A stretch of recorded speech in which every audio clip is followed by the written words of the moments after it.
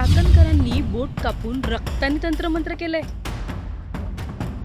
अनामिका, अघोरी पूजा, महिला आयोगाच्या अध्यक्षांचा संबंध काय?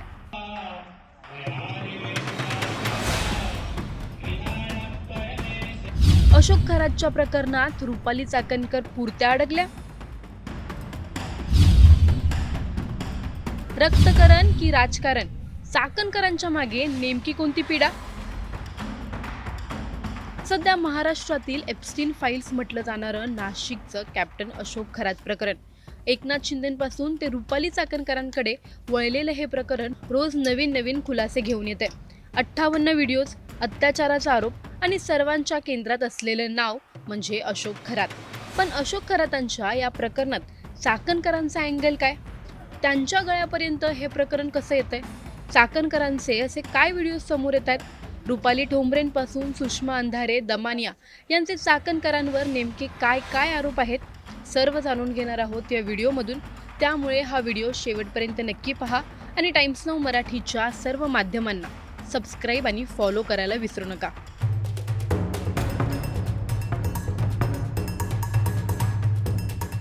रुपाली चाकणकर, महिलांच्या सुरक्षेवरून नेहमी चर्चेत असलेलं नाव म्हणजे चाकणकर.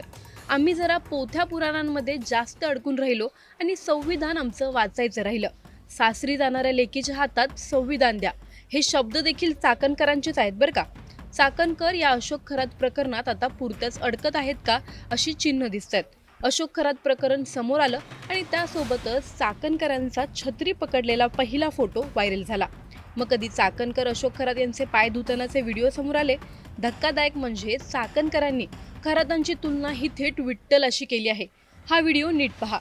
पण मी कोण आहे, माझा जन्म कशासाठी झाला, मला जन्मात येऊन करायचे का हे सांगणारे गुरुमाऊली तुम्ही, म्हणून मी तुमच्या समोर उभी आहे. आज मी जे काय आहे, रुपाली चाकणकर म्हणून जे काही करत आहे, ते माझं सारं अस्तित्व तुमचं आणि या गुरुमाऊलीचं आहे. ठीक आहे, इथपर्यंत चाकणकर भक्त आहेत, साधनेत होत्या. पण सुषमा अंधारेंनी आज जो काही दावा केला तो भयंकरच आहे. चाकणकरांनी स्वतःची अनामिका कापून तंत्रमंत्र केला आहे. चाकणकर देखील तंत्रमंत्र करतात असा आरोप एका पीडितेने केला आहे. चाकणकरांचे समोर आलेले हे व्हिडिओ डोक्यात सरळ चीड निर्माण करतायत. एका साईडला महिलांवर इतके अत्याचार होत आहेत आणि दुसऱ्या बाजूला महिला आयोगाच्या अध्यक्ष स्वतःच्या पदराने अशा नराधमांचे पाय पुसतायत.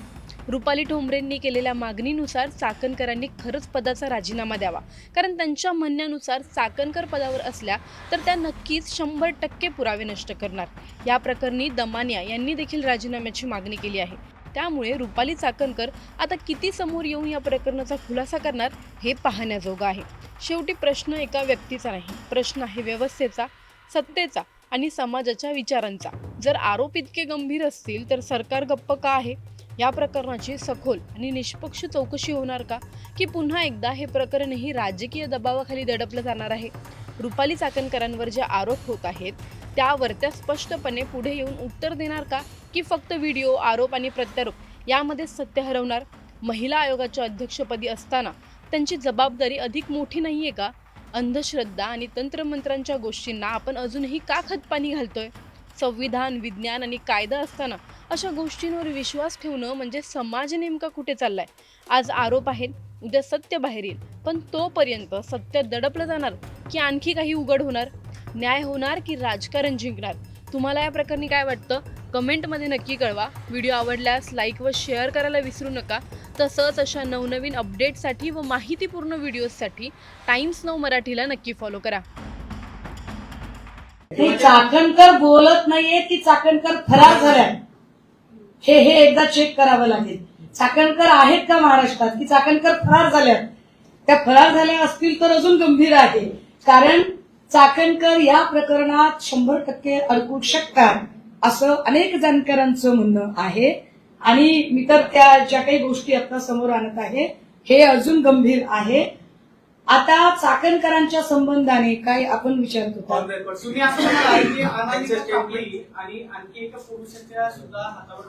नाही मी पुरुष म्हटलं नाही, माझ्या तोंडी तुम्ही घालू नका.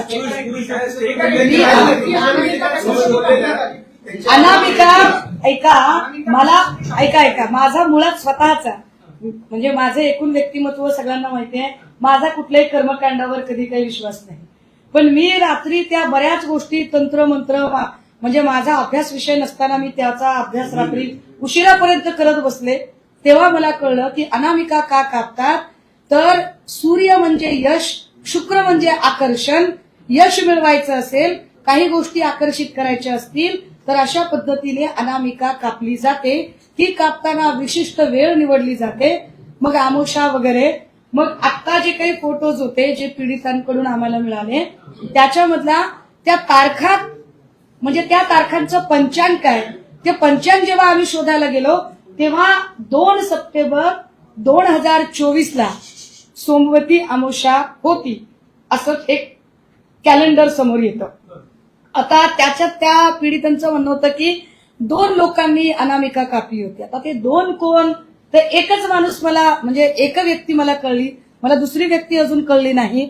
आणि जोपर्यंत माझ्या हातात पुरावे नसतात तोपर्यंत मी त्यावर बोलत नाही. तुम्ही पुराव्याविषयी काहीच बोलत नाही, मात्र जे काही पीडितांचं तुम्ही वारंवार करतात पीडितांकडे पण असेच काही पुरावे आहे ऐका प्रॉब्लेम असा असतो आपल्याकडे की त्या संबंधाने आपण एफआयआर सुद्धा दाखवू शकत नाही. कारण अशा केसमधली एफआयआर सुद्धा सार्वजनिक करता येत नाही. त्यामुळे तुमचा जो प्रश्न आहे ना त्या प्रश्नाचं उत्तरच आपण देऊ शकत नाही. कारण या सगळ्या गोष्टी जर पीडितांमध्ये एवढी, आत्ताही पीडिता बिचारा अशा अनेक आहेत. मला तर अशी माहिती कळते की काल परत काहीतरी 2 का 3 गुन्हे दाखल अजून नव्याने झाले आहेत. अशा अनेक महिला आहेत की ज्या अजून पुढे आलेल्या नाहीत, ज्या आपल्या इब्रतीपोटी अजूनही स्पष्टपणे बोलत नाहीत. पण त्यांच्याकडून जी माहिती मिळते ती माहिती या प्रकारची आहे. आमची पोलिसांना विनंती आहे त्यांनी या सगळ्या माहिती क्रॉस चेक कराव्या.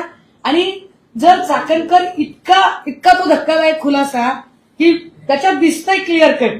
कारण बघा स्वाभाविक आहे एवढ्या मोठ्या पदावरची व्यक्ती म्हणजे घरात काही त्यांना काहीतरी भाजी कापतायत, स्वयंपाक करतायत असं ते काही नसेल. कारण त्यांच्या इतर बोटांची नखं फार मोठी आहे दिसतायत. ज्या अर्थी इतकी मोठी नखं एखादं कोणी व्यक्ती मेंटेन करते त्या अर्थी त्या घरकाम करणार नक्कीच नाहीत. मग जर काहीच घरकाम नसेल तर एवढी मोठी, माझ्यासारखा माणूस आहे, आम्हाला नखच नाहीयेत, आम्ही म्हणजे काय आपण साधी माणसं, आपण गरीब माणसं आपण. पण हे सगळं जर बघितलं तर एकाच बोटाला जखम का होते हे विचार करण्यासारखं आहे ना. निश्चितपणे ही जखम किचन मधली नाही. कारण किचन मधली जखम ही 3 महिने राहू शकत नाही. आम्ही रोज स्वयंपाक करतो, काल स्वयंपाक करताना परत इकडे आम्हाला पुरणपोळी करताना चटका बसला. अशा जखमा 3-3, 4-4 महिने राहत नाहीत. 4 महिने एखादी अनामिकेची जखम राहते म्हणजे जखम अत्यंत खोलवर असली पाहिजे. काही पीडित महिलांकडून तुम्हाला सगळी माहिती दिली गेली. तुम्ही म्हणताय की 2 व्यक्तींना अनामिका कापली होती, दुसरा व्यक्ती राजकीय. मी तेच सांगते की मला नाही कळलं अजून. मला ज्या महिलांनी फक्त चाकणकरांबद्दलच माहिती दिली, दुसऱ्या व्यक्तीबद्दल नाही दिली. मला जेव्हा माहिती कळेल तेव्हा मी पुराव्यासकट ती सुद्धा माहिती आणणार. नाही राहते मत नाही. ज्या अर्थी इथे 3 महिने बघा ना, 9 सप्टेंबर पासूनचे फोटो आहेत ते 28 डिसेंबर पर्यंतचे फोटो आहेत. जर 9 सप्टेंबर ते 28 डिसेंबर म्हणजे ही किचन मधली कापल्याची जखम नक्कीच नाही.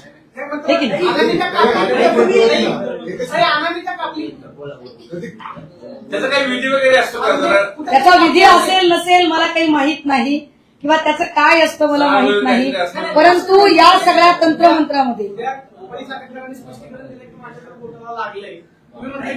स्पष्टीकरण तर त्यांनी काल हे पण दिलं की माझा फक्त ट्रस्ट पुरता संबंध होता, माझे व्यक्तिगत काही देणं घेणं नव्हतं. पण व्यक्तिगत देणं घेणं नव्हतं असं जरी त्या म्हणाल्या तरी सुद्धा त्यांनी कशा पद्धतीने मागच्या वर्षभरापासून हे प्रकरण दाबायचा प्रयत्न केला त्याची कागदपत्र आली ना पुढे. एक minute let me clear you.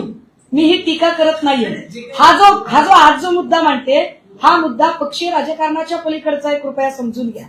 कारण याच्यामध्ये जर एवढ्या सगळ्या महिलांचं लैंगिक शोषण झालं असेल तर याला पक्षीय राजकारणाच्या पलीकडे जाऊन बघावं. आणि अनेक महिलांच्या जीवाचा प्रश्न आहे. कदाचित काही बायकांनी आत्महत्या सुद्धा केली असण्याची शक्यता नाकारता येत नाही. बाकीचे पण आहेत ना त्या ट्रस्टवरती, त्यांची देखील माहिती घेणं गरजेचं असं तुम्हाला वाटते का? कारण ती 9 जणांची ट्रस्ट आहे टोटल. त्या 9 जणांपैकी अजून कोणी राजकीय बॅकग्राऊंड असलेला त्या ट्रस्ट मध्ये एवढी फक्त माहिती मिळते की त्या ट्रस्ट मधली एवढी एक माहिती मिळते की अजून 2 अशी नावं होती की जी आधी ट्रस्टवर होती. मी त्यांची माहिती घेते आणि ती नंतर जेव्हा विरोधात जात आहेत असं कळलं तेव्हा ती नावं बदलली गेली आणि नवीन नावं आणली गेली.